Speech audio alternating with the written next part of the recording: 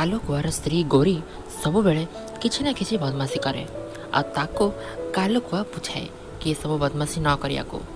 କାଲି ମୋତେ ବୁଲବୁଲ ଦେଖାଗଲା ଆଉ କହିଲା, ତୁ କାଳେ ନାଲି ଲଙ୍କାଗୁଣ୍ଡ ତା ଆଖିରେ ପକାଇ ଦେଇ ମଜା ନଥିଲୁ। ଦେଖ ଗୋରୀ, ଏସବୁ କାମ କରିବା ବନ୍ଦ କର, ଏସବୁ ଜମା ଭଲ ନୁହଁ। ହଁ ହଁ ବାସ୍ ବାସ୍ ଥାଉ ଥାଉ, ବୁଝିଗଲି ମୁଁ। ମୋତେ ଏସବୁ କାମ କରିବା ପାଇଁ ଭାରି ମଜା ଲାଗେ। ମୋତେ କହିବା ଦରକାର ନାହିଁ ମୋତେ କ'ଣ କରିବାର ଅଛି। ଥରେ ଯଦି ସାମ୍ନାବାଲା ପଲଟିକି ତତେ ହଇରାଣ କଲା ସେତେବେଳେ ତୁ ସମ୍ଭାଳି ପାରିବୁନୁ। କାଲୁ ତା ସ୍ତ୍ରୀକୁ ବହୁତ ବୁଝେଇଲା, କିନ୍ତୁ ଗୋରୀ ମୁଣ୍ଡରେ କିଛି ପଶିଲାନି ଆଉ ସେ ଉଡ଼ି ଚାଲିଗଲା। ଉଡ଼ି ଯାଇ ଗୋଟେ ଡାଳ ଉପରେ ବସିଲା ଆଉ ଭାସି ଭାବିଲା, ଆଜି କାହାକୁ ପୁଣି ମୁଁ ହଇରାଣ କରିବି। ଆଜି ଦିନଟା ଭାରି ବୋରିଂ ଲାଗୁଛି। ଠିକ୍ ଏହି ସମୟରେ ଗୋଟେ ଶୁଆ ସେ ଜାଗାରେ ଉଡ଼ିଗଲା ଆଉ ଗୋରୀ ମନେ ମନେ ଭାରି ଖୁସି ହେଲା। କହିଲା, ଯାହା ହଉ କେହି ତ ମିଳିଗଲେ। ଶୁଆ, ଏ ଶୁଆ, ତମେ କେତେ ସୁନ୍ଦର ଦେଖିବାକୁ। ତମ ସହିତ ମୋତେ ବନ୍ଧୁତା କରିବାର ଅଛି। କ'ଣ ସତରେ ମୁଁ ଏତେ ଭଲ? ଆଉ ନୁହେଁ ତ କ'ଣ, ତମେ ତ ବହୁତ ଭଲ। ଏ ଜଙ୍ଗଲରେ ସବୁଠାରୁ ଯଦି କେହି ଭଲ ଥାନ୍ତି ସିଏ ହେଉଛ ତମେ। ଆଉ ତମର ସହିତ ହିଁ ସାଙ୍ଗ କରିବା ପାଇଁ ମୁଁ ଆଜି ତମକୁ ମୋ ଘରକୁ ନିମନ୍ତ୍ରଣ କରୁଛି। ଠିକ୍ ଅଛି, ଆସିବ। ହଁ ହଁ କୁହ ଭଉଣୀ, ନିଶ୍ଚିତ ଯିବି। ତମେ ଏତେ ସ୍ନେହରେ ଡାକୁଛ, ମୁଁ ନିଶ୍ଚୟ ଯିବି। କାଲି ମୋ ମା' ମୋ ପାଇଁ ବହୁତ ସାରା ନଡ଼ିଆ ପଠାଇଛି ଆଉ ମୁଁ ତମକୁ ଆଜି ନଡ଼ିଆ ପାଣି ପିଏବି। ବାସ୍ ଏତିକି କଥା କହିଦେଇ ଗୋରୀ ତା ନିଜ ଘରକୁ ଆସି ନଡ଼ିଆ ପାଣି ବଦଳରେ କଲରାର ରସ ବନେଇଲା ଏବଂ ସେହି ରସକୁ ନଡ଼ିଆ ଭିତରେ ପୂରେଇ ଦେଲା। ଶୁଆ ମନେ ମନେ ଭାରି ଖୁସି ହେଇ ଗୋରୀ ଘରକୁ ନଡ଼ିଆ ପାଣି ପିଇବାକୁ ଗଲା। ମୋ ଘରକୁ ସ୍ୱାଗତ ତମକୁ। ଧନ୍ୟବାଦ କୁଆ ଭଉଣୀ, ମୋତେ ଡାକିଥିବାରୁ ମୁଁ ବହୁତ ଖୁସି କି ତମେ ମୋତେ ନଡ଼ିଆ ପାଣି ପିଇବା ପାଇଁ ଘରକୁ ଡାକିଲ। ହଁ ହଁ, ଆଉ ବେଶୀ ସମୟ ନଷ୍ଟ ନ କରି ଠକ ଠକ କରି ଥଣ୍ଡା ଥଣ୍ଡା ନଡ଼ିଆ ପାଣି ପିଇ ଦିଅ।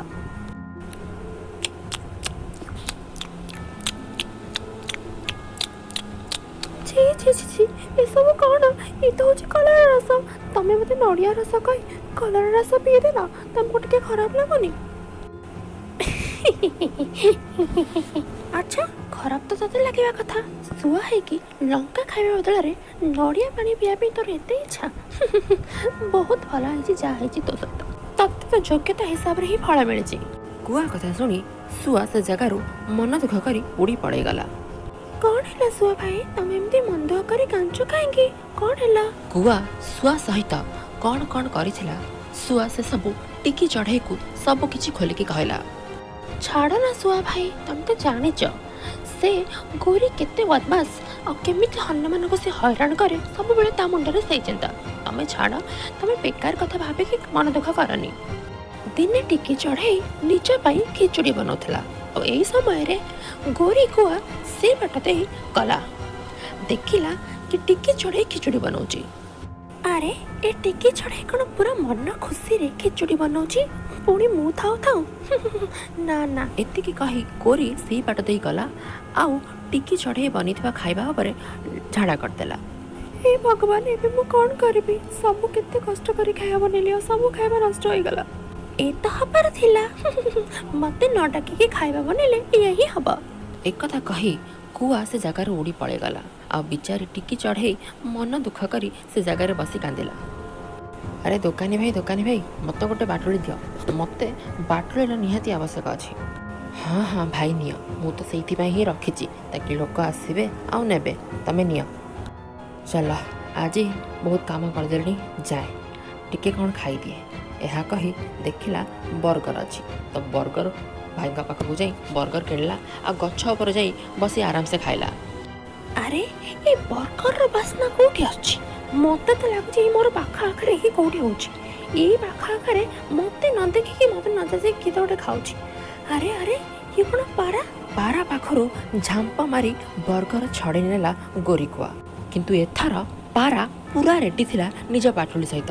ଯେମିତି କୁଆ ନେଇଛି ସାଙ୍ଗେ ସାଙ୍ଗେ ବାଟୁଳିରେ ପଥର ଉପରେ ପଥର ମାରି ଚାଲିଲା ଆଉ କୁଆ ବୋଉଲୋ ମାଲୋ କହି ଚିଲେଇବା ଆରମ୍ଭ କଲା।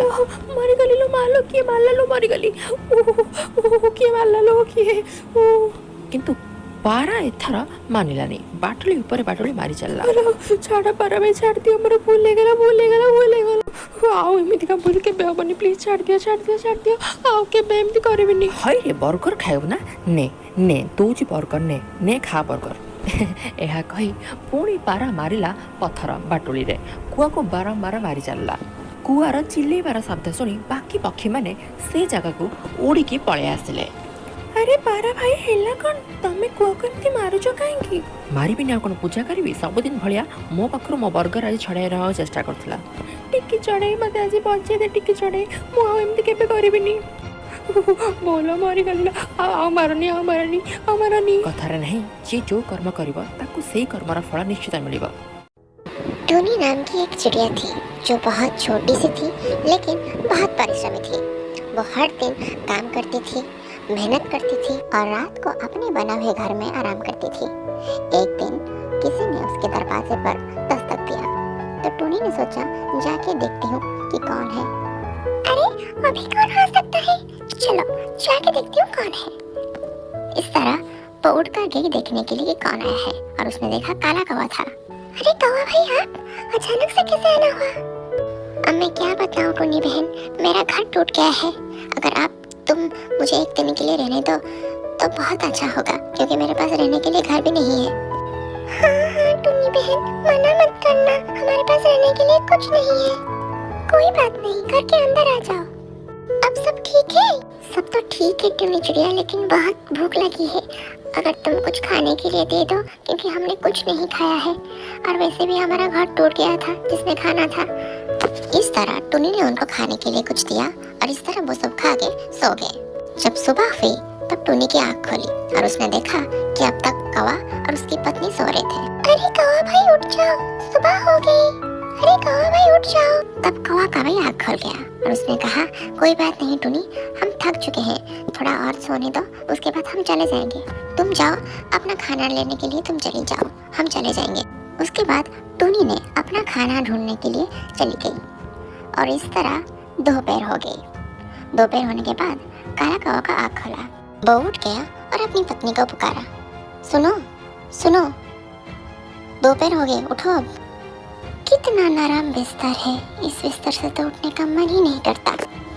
उसके बाद पति ने कहा, इसके लिए तो मेहनत करना पड़ता है ना, जो तुम कभी नहीं करोगी। अरे कालू, मैं तो कुछ और ही सोच रहा हूँ। कहीं तुम ये तो नहीं सोच रही हो कि उसके घर को कैसे कब्जा करना है? अरे वाह कालू, तुम्हें तो सब पता है। तुम्हारी रग रग से वाकिफ हूँ, पता कैसे नहीं चलेगा? तो फिर तुम्हारा ख्याल क्या है? मेरा ख्याल वही है जो तुम्हारा है। तो फिर चिंता मत करो, उसको भगाने का काम मेरा है। सोने के लिए नरम बिस्तर और खाने के लिए भरपूर खाना, दोनों को देखकर वो दोनों तो पागल ही जैसी हो गई। शाम को टूनी चिड़िया ने अपने घर पर जब लौट के देखा तो दरवाजा बंद था। उसने दरवाजा खटखटाया। अरे शायद वो आ गई, अब हम क्या करेंगे? अरे आप चिंता मत कीजिए, उसको तो मैं देखती हूँ। क्यों आके परेशान कर रही हो इधर? तुम्हारा कोई काम नहीं है क्या चिड़िया? जाओ इधर से। कौवे की बात सुनकर टूनी का तो दिमाग ही खराब हो गया। गौरी, कैसी बातें कर रही हो? मेरे घर को अपने घर बता रही हो क्या? ये मेरा घर है और मेरे घर से निकल जाओ। गौरी ऐसे मत करो गौरी, बाहर बहुत ठंड है, मुझे प्लीज अंदर आने दो। प्लीज ऐसे मत करो मेरे साथ। फालतू बात मत करो, जल्दी से निकलो यहाँ से। तुम ऐसा कैसे कर सकती हो गौरी? उल्टा मैंने तुम्हें रहने के लिए जगह दिया और उसके बाद तुम मेरे साथ ऐसा कर रहे हो? तुम्हें शर्म नहीं आती गौरी ऐसा करते हुए? लेकिन गौरी ने उसकी एक नहीं सुनी। अपना उदास चेहरा लेकर टूनी वहाँ से चली गई। अपनी दुखी मन के साथ उड़ते उड़ते टूनी आकर एक जगह पर बैठ गई। अब अंदर ही अंदर सोच रही थी, अब मैं करूँ तो क्या करूँ, मेरा घर ही मेरे पास नहीं है। अचानक से वहाँ पर बड़ा तरबूज ने बोलने लगा, अरे टूनी क्या हुआ? जो टूनी के साथ हुआ था उसने सब विस्तार रूप में तरबूज को बताया कि किस तरह कौवे ने उसकी घर छीन लिया। मेरे पास इस समस्या का एक समाधान है। कैसा समाधान तरबूज भैया? अगर कुछ है जल्दी से मुझे बताओ। ये जो मेरे साइड में तरबूज पड़ा हुआ है उसके अंदर तुम रह सकती हो। लेकिन तरबूज के अंदर कैसे रहूं? चिंता मत करो, ये तरबूज अंदर से खोखला है। तुम थोड़ा सा अपना चोंच मारने के बाद ये तरबूज खुल जाएगा और तुम रह सकती हो। मेरे पास तो कोई दूसरा उपाय है ही नहीं, तो मुझे तो यही माननी पड़ेगी। चलो देखती हूँ। जब टूनी ने अपना चोंच मारा तब अंदर एक बहुत ही खूबसूरत और मुलायम सोने के लिए बिस्तर था। तो टूनी ये देखकर बहुत खुश हुई और अंदर चली गई और आराम से सो गई, क्योंकि बाहर से ज्यादा अंदर बहुत ज्यादा गर्माहट थी। रात भर आराम से सोने के बाद जब सुबह हुई तो टूनी की आँख खोली और वो चली गई उठकर अपना खाना लाने के लिए। देखा, थोड़ा सा डराने के बाद कितना अच्छा बना बनाया घर हमें मिल गया। हमें इसके लिए तो कोई मेहनत भी करनी नहीं पड़ी। देखा मेरा कमाल। हाँ, कब्जा करने में तो तुम माहिर हो, इसमें तो तुम्हें कोई भी नहीं हरा सकता। अब ये छोड़ो, अब खाने के बारे में सोचो, क्योंकि सारा खाना तो तुमने खाकर खत्म कर दिया है। अब क्या खाएंगे? देखो कालू, मेरे खाने के ऊपर नजर मत डालो, ठीक है? वैसे भी मैं बहुत पतली हो चुकी हूँ। ठीक है, अब चलो खाना लाते हैं। अरे कालू, ये क्या? ये तो टूनी चिड़िया है। और ये क्या? ये तो दरवाजे के अंदर घुस गई। ये तरबूज के अंदर कैसे घुस सकती है? गौरी, ये सब फालतू बातें छोड़ो। अब तुमने तो उसका घर कब्जा कर लिया और तुम्हें अभी भी मतलब मैं क्या बोलूं तुम्हें, मुझे कुछ समझ में नहीं आ रहा। तो तुम तो चुप ही रहो। मैं जाके देखती हूँ कि उत्तर क्या है। मैं तो देख कर ही रहूंगी। अरे ये क्या? ये तो आराम से सो रही है अंदर, तरबूज के अंदर। वाह, कितना खूबसूरत घर है। मुझे तो अभी यही घर चाहिए कालू, मुझे यही घर चाहिए। पता है उसका घर कितना खूबसूरत था, मुझे तो वही चाहिए। कोई तुम्हारा दिमाग तो नहीं खराब हो गया? तुम्हें अब ये घर भी चाहिए? लेकिन इसमें मैं मदद नहीं करूंगा। मदद तो तुम्हें करनी पड़ेगी, क्योंकि तुम भी वहाँ पर रहोगी, ठीक है? अकेले में नहीं रहूंगी। उसके बाद उन दोनों ने कुछ प्लान बनाया और प्लान के बाद वो उड़ चले अपने प्लान को अंजाम देने के लिए। टूनी के घर के पास वो जाके खड़े हो गए और बुलाया, टूनी, जल्दी आओ टूनी। ए टूनी। आवाज सुनकर टूनी ने दरवाजा खोला और बाहर आ गई। अब क्या हुआ? अब क्यों आए हो? अरे टूनी, बोना जो बुलबुल है ना, उसकी तबीयत बहुत खराब है। बोना तुम्हें ढूंढ रही है, बोल रही है कि टूनी कहाँ है। जाओ, अपनी दोस्त के पास नहीं जाओगी? ये सुनकर टूनी बेचारी अपनी दोस्त बुलबुल के पास चली गई। तरबूज का घर पाकर ये दोनों कौवे बहुत खुश थे और जल्दी से जल्दी अंदर चले गए और आराम करने लग गए।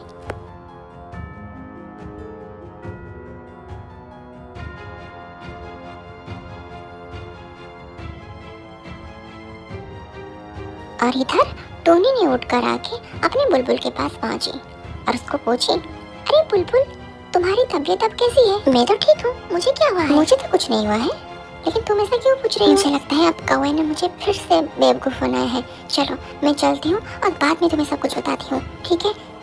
टोनी वहाँ से उठकर आ गई और अपने घर के पास आकर देखी कि वो दोनों कौवे आराम कर रहे थे। कौवा, जल्दी से दरवाजा खोल कौवा। तुम्हारी हिम्मत कैसे हुई मेरे घर फिर से लेने के लिए? तुम्हें शर्म नहीं आती? दूसरों का घर कब्जा करने में शर्म कैसी? और वैसे भी तुम्हारा पुराना खाली है, तो जाओ उधर रह लो। ये सुनकर टूनी उठकर अपने पुराने घर के पास आ गई। देखा कालू, मैंने उसको किस तरह भगाया।